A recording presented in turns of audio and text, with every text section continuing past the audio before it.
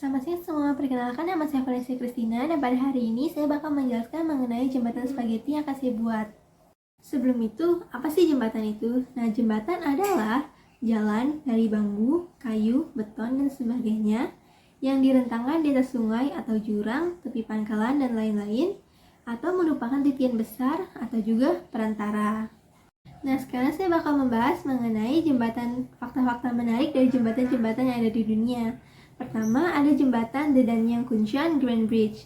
Ini adalah jembatan terpanjang di dunia yang berlokasi yaitu menghubungkan antara Beijing ke Shanghai di China dengan panjang 164,8 km.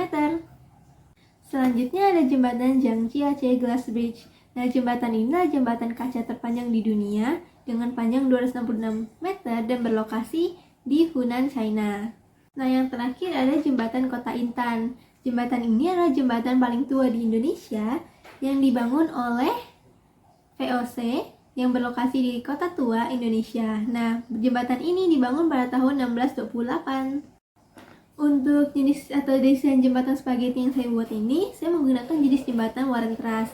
Kenapa saya menggunakan Warren Truss? Pertama, karena Warren Truss ini merupakan salah satu jenis jembatan paling umum yang sering dipakai. Terus Warren Truss ini juga cukup kokoh dan juga konstruksinya nggak terlalu ribet. Nah, untuk materialnya saya pakai spaghetti nomor 11 dengan panjang 52 cm, lebar 7 cm, dan juga tinggi jembatan 9 cm. Sebelum itu, saya menggunakan konsep trigonometri dalam menghitung perhitungan pada jembatan. Dari konsep trigonometri ini, pertama kita harus melihat dari point of view sebuah sudut. Nah, di sini saya pakai sudut A. Jadi kita beri nama setiap sisi pada segitiga siku-siku. Pertama ada sisi miringnya atau hipotenusa, yaitu sisi paling panjang. Terus ada sisi depan, yaitu sisi yang berhadapan dengan si sudut. Dan juga sisi samping, yaitu sisi yang bersebelahan dengan si sudut. Dan juga dia tegak lurus dengan sisi depan. Nah, untuk trigonometri ada pertama sin, yaitu depan dibagi miring, cos, samping dibagi miring, dan juga tan, depan dibagi samping. Lalu saya juga melakukan perhitungan beban maksimum pada jembatan atau desain jembatan saya. Pertama, kita menganalisis si sendi A. Jadi di sendi A ini ada 3 komponen. Pertama itu ada gaya normal, yaitu gaya yang diberikan oleh bumi kepada si jembatan. Terus ada tegangan AB sama tegangan AC untuk sendi A sendiri. Nah, di sini saya menggunakan konsep hukum Newton 1, yaitu sigma F sama dengan 0.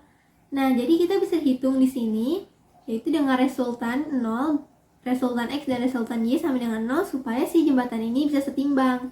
Setelah saya hitung, saya menemukan untuk tegangan AB itu min 25 akar 2, dan tegangan antara sudut A dengan sudut C itu minus 25. Sehingga saya menemukan analisis dari sendi A-nya karena saya menggunakan permisalan, yaitu gaya normalnya adalah 25. Sama dengan cara analisis sendi A tadi, saya menggunakan cara yang sama kepada si analisis sendi B. Di mana di sini saya udah tahu dong tadi tegangan antara A B-nya. Sehingga ini memudahkan untuk mencari tegangan-tegangan lain yang kita butuhkan. Nah, untuk sendi C ini saya menggunakan info-info tadi sehingga saya hanya mencari tegangan CD. Nah, di tegangan CD ini kita pakai cos 45 derajat sama seperti konsep trigonometri yang tadi. Kita menghitung sehingga saya menemukan tegangan CD sama dengan 25 akar 2 per 2 Newton. Nah, ini untuk hasilnya. Jadi yang ada spidol merahnya itu merupakan perhitungan yang saya temukan dari analisis sendi A. Terus yang pulpen biru itu adalah analisis sendi B, dan juga pulpen hijau adalah analisis sendi C. Nah, analisis ini saya hitung dengan cara menggunakan tadi konsep trigonometri dan juga konsep hukum Newton 1, di mana resultan gaya adalah 0. Untuk pembuatan jembatan spaghetti, saya menggunakan bahan-bahan seperti pertama ada spaghetti, lem tembak, selotip, gunting, botol, tali, baskom, air, gelas ukur, penggaris, dan alat tulis. Nah, untuk pembuatan jembatan spaghettinya, pertama saya menyiapkan desain dan blueprintnya. Lalu saya menggunting spaghetti sesuai ukuran yang dibutuhkan.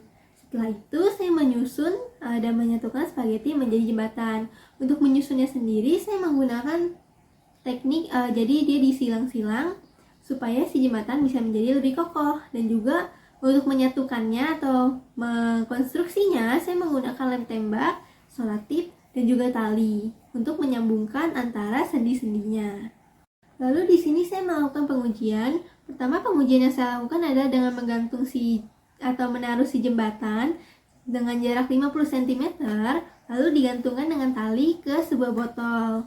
Nah, botol ini saya isi dengan air. Pertama saya mengisi 500 ml, lalu saya isi lagi 500 ml, dan terlihat jembatan masih kuat sehingga saya isi lagi sekitar 300 ml.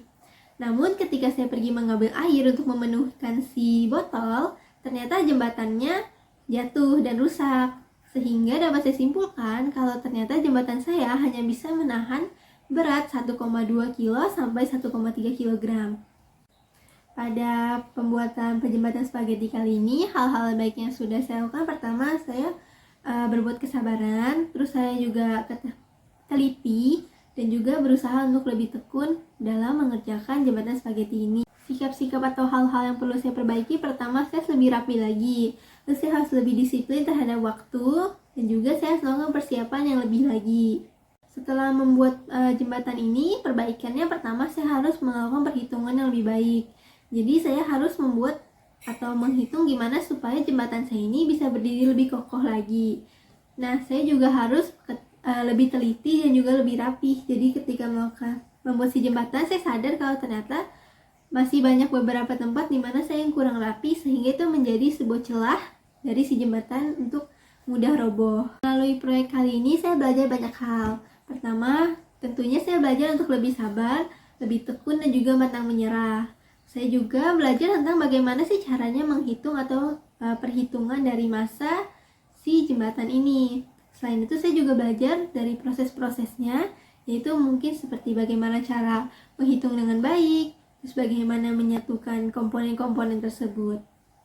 Nah, ini untuk sumber yang saya pakai. Sekian dari saya, presentasi kali ini semoga dapat berguna. Terima kasih.